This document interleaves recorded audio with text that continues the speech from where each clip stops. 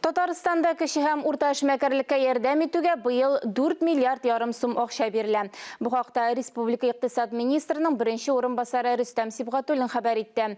Бу 2021 елга караганда 200 миллион сумга күбрәк. Санкция шартларында җирле товар җитештерүчеләрне яклау алгы планга чыкты. Санкция басымы шартларында эшмәкәрләргә дәүләт ярдәменнән башка эшне оештыру җиңел түгел. Эш урыннарын, икътисадның тотрыклылыгын саклап калырга дәүләт программалары булыша.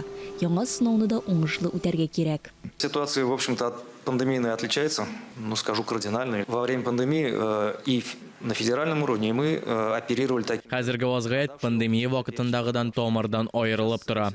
Ул вакытта зыян күргән тармаклар термины булды. Хәзер исә санкцияләрдән һәр эшмәкәр зыян күрә дип әйтергә була.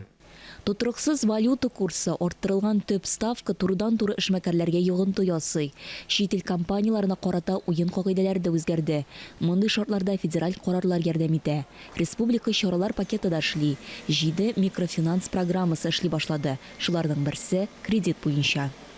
Это продукт для тех, кто реализовывает инвестиционный проект на территории Республики Татарстан. Ул инвестицион проектны тормышка ашырып, кредит банка бер яклы тәртиптә ставка күтәргә кешеләр өчен. Без ташламлы ставка бирәбез. Ул кыйммәтле кредит түләүне, файдага эшләүне күздә тота. Импортны алыштыру эшмәкәрләргә товарларны яки чит ил чималын алмаштыруга булыша. Кредитларны рефинанслау, ярдәм итү программалары, үз мәшгульләргә, сәнәгать парклары резидентларына, социаль эшмәкәрләргә һәм экспортерларга ярдәм итү каралган.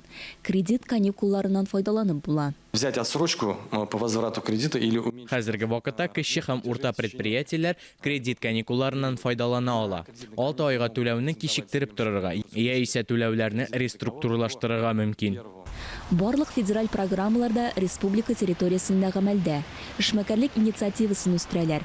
Әйтик, 25 яшькә кадәрге яшь эшмәкәрләр ярты миллион сумга кадәр грантка исәп тотала. Быел Татарстанда кече һәм урта эшмәкәрлек субъектларына ярдәм итүгә 4 миллиард ярым сум акча бирелгән.